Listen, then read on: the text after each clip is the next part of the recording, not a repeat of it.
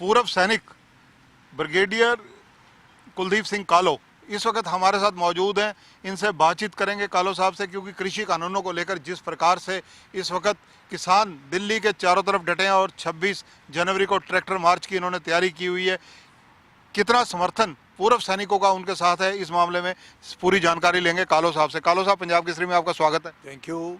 कालो साहब, 26 जनवरी का ट्रैक्टर मार्च किसानों का, पूर्व सैनिक, क्योंकि आपने तो कई लड़ाइयाँ लड़ी, जिस प्रकार से अगर देखा जाए देश की सुरक्षा के बाद, रिटायर होने के बाद भी वन रैंक वन पेंशन में आपकी भूमिका किसी से नकारी नहीं जा सकती। आप चंडीगढ़ के लिए एक शान का भी प्रतीक है। Thank you so much. मैं समझता हूँ कि ये एक समस्या जो है ना, ये देश की एक सिक्योरिटी पॉइंट ऑफ व्यू से एक security of the nation and security खुराक फूड सिक्योरिटी की समस्या है। तो जो अभी 26 जनवरी का दिन बहुत महत्वपूर्ण है, उसमें हम भाग लेते रहे हैं, हिस्सा लेते रहे हैं। एक नेशनल इवेंट है। तो जो इन्होंने फैसला किया किसान जथेबंदियों ने कि हम उधर पीसफुल ढंग से उधर को डिस्टर्ब नहीं करेंगे, फंक्शन चलना चाहिए, बिल्कुल चलना चाहिए, हम उसके साथ हैं इस बात पर। और फिर सुप्रीम कोर्ट ने भी ये बता दिया है कि इनको संवैधानिक हक है अपनी जायज़ बात रखने का। बाकी जहाँ तक सिक्योरिटी की बात है, जहाँ तक लॉ एंड ऑर्डर की बात है, उन्होंने पुलिस के ऊपर छोड़ दिया। मगर मैं ये कहना चाहता हूँ इधर कि ये अभी पूरे देश भर में, जहाँ तक सैनिकों का सवाल है, हमें मालूम है हमारी इंडियन एक्स सर्विसमैन मूवमेंट, जिसके चेयरमैन जनरल सतबीर सिंह हैं, पूरे देश भर में जो किसान हैं 90% सबका किसान तो है ही हैं, पर सबका फौजी भी भावें किसान है, या कोई किसी जथेबंदी के साथ वो जुड़े हों, कुछ भी हों, मगर एज ए किसानों के साथ देने के लिए उन्होंने, क्योंकि अपनी समस्या भी है, हमारी करें कि पेंशन दी, उन्होंने ये फैसला किया है। पंजाब में तो किया ही किया है, हमने तो मीटिंग करके किया है कि हम पूर्ण रूप पे समर्थन देंगे किसानों के इस आंदोलन में। और ट्रैक्टर मार्च के अंदर भी हमारे जवान शामिल हो रहे हैं, तैयारियां हो रही हैं, और पीसफुल ढंग से। हम नहीं चाहते कोई बद फैली हो, कोई कुछ ऐसे किस्म के तत्व अंदर आए जो कि माहौल को बिगाड़ें। आप वहाँ पर होकर भी आए, रात भी आपने बिताई, क्या एक्सपीरियंस रहा, कैसे लोग हैं वहाँ पर? मैं समझता हूँ जो उधर जिन्होंने कई किस्म के डेरे लगा रखे हैं, उन्होंने अपने बैठ चुके हैं उधर औरतें भी देखी, बच्चे भी देखे। बल्कि मैं समझता हूँ मेन स्टेज से जब हम बोल रहा था तो सबसे ज़्यादा औरतें थी, उधर बच्चे भी थे। उधर बच्चे स्कूलों कॉलेजों से अभी तक पढ़ाई थोड़ी अपसेट किया तो उधर आए हुए थे। मगर जो इस तरीके से उधर अपना रहन बसेरा हो रहा है, देखो इतनी सर्दी रुत में, हवा में तेज़ चलती हैं, बारिश भी, उधर आसपास में इलाका भी कोई इतना साफ़ सफाई नहीं है, हाइजीन सैंड कंडीशन इतनी अच्छी नहीं है।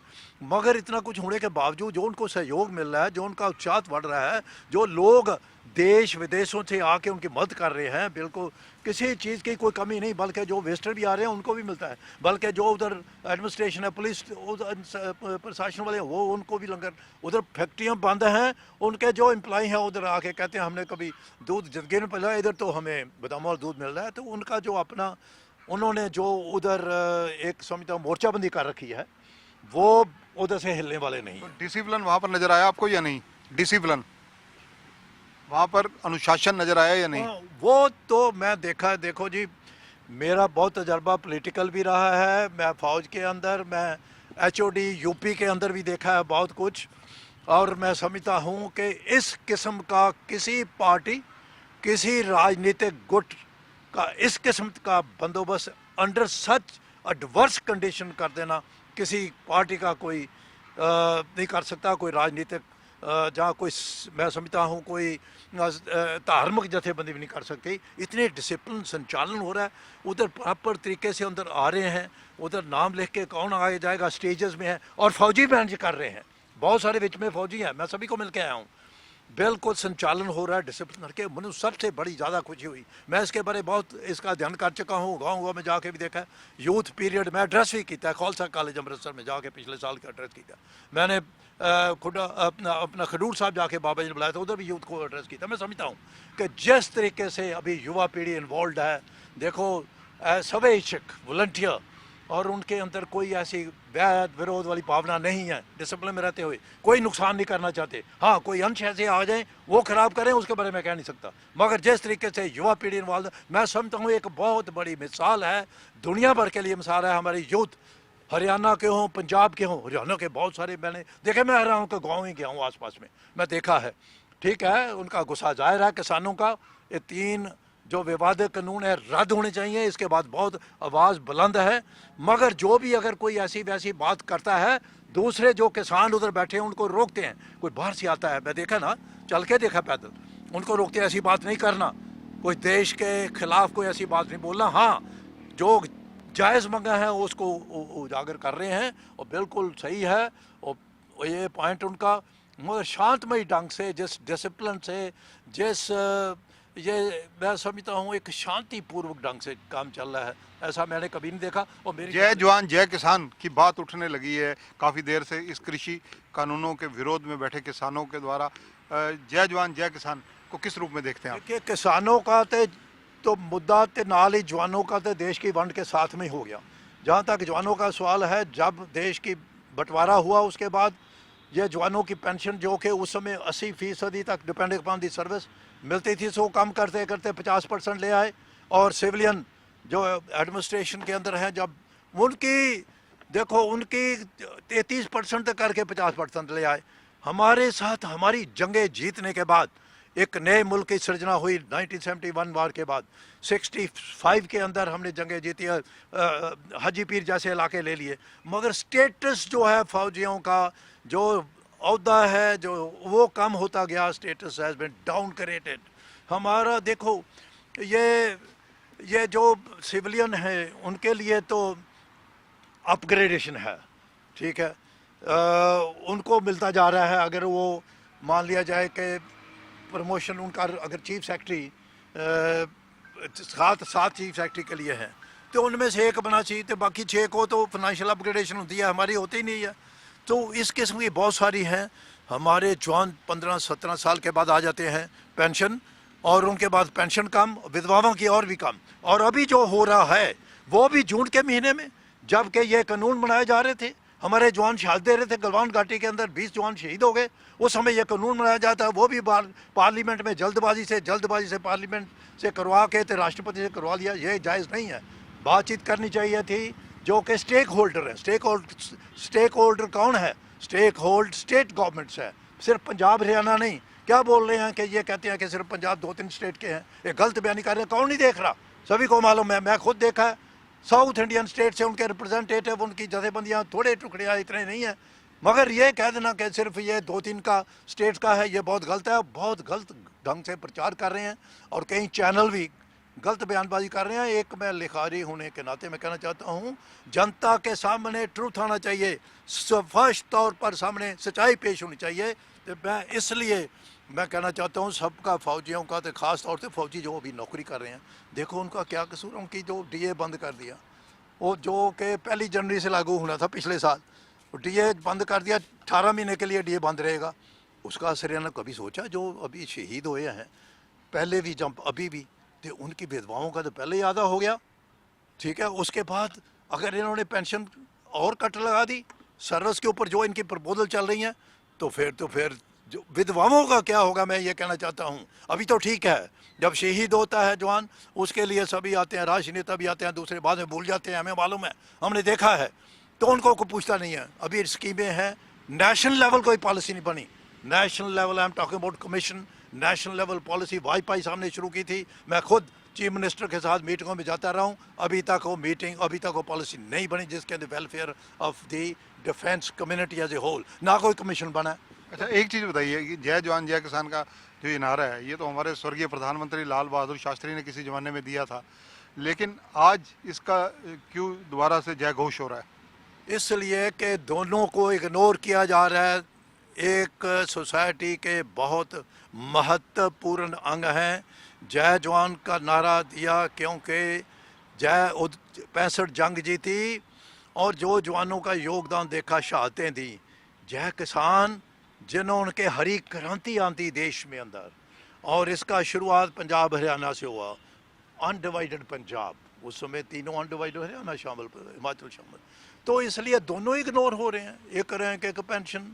जहाँ कोई भी स्टेटस, जो कोई पूछ गिछ नहीं, जवान जाते हैं जब कोई कहीं एडमिनिस्ट्रेशन पुलिस हेडक्वार्टर में जाते हैं, जहाँ डीसी के पास, जहाँ कहीं कहीं और, उनकी कोई सुनवाई नहीं। देखिए हमारी एक रैंक एक पेंशन, सुप्रीम कोर्ट के कई फैसले हो चुके हैं इसके बारे में कि ये जो पेंशन है ये डेफर्ड पेमेंट है, जो पहले नौकरी की उसकी डेफर्ड पेमेंट है। तो जो डेफर्ड पेमेंट सरकार मानने के लिए तैयार नहीं है, ये बात मैं ना मानूँ, ये कोई बात है? आर्गूमेंट से करो, ये कहते हैं कानून, हम आर्गूमेंट से एक एक पैरावाइज करना चाहते हैं, करें पैरावाइज। जब तक कि ये इंटरलिंक्ड हैं ये तीनों कानून, कहते हैं हम एक सेक्शन वाइज करना चाहते हैं, क्योंकि ब्यूरोक्रेसी पर नाच रहे हैं। ये कहते हैं किसान जो है अभी जानते नहीं, क्यों नहीं जानते? उन्होंने अंग्रेजी में इसका ट्रांसलेशन होकर सारा अध्ययन कर चुका है, हमें मालूम है। इसलिए ये जो किसानों को भी, जवानों को भी, इसलिए जय जवान जय किसान अभी इकट्ठे होके देश की खातर मर मिटने के लिए जज्बा अभी भी है। फौजियों के अंदर तो है ही है, जो उन्होंने कसम खाई है। हमने पहले कसम खाई, नौकरियां कर चुके हैं, हमने जंगें जीती हैं, और आज भी हम तैयार हैं देश के लिए। और देश के लिए, देश की बेहतरी में होगा, किसानों की बेहतरी में होगा, देशवासियों की बेहतरी में होगा, फौजियों की बेहतरी में होगा, मैं पूरे समाज के लिए बेहतरी के होगा, पूरे देश में अच्छा संदेश जाएगा अगर ये तीनों कानून रद्द करके, अगर कोई 26 जनवरी को ऐसी वैसी बात उसको रोका जा सके।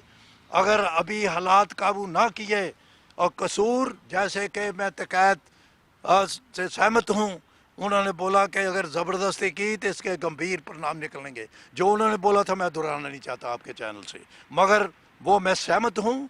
हमने लॉ एंड ऑर्डर सिचुएशन अपनी ज़िंदगी के अंदर कंट्रोल की हैं, ये कोई तरीका नहीं है।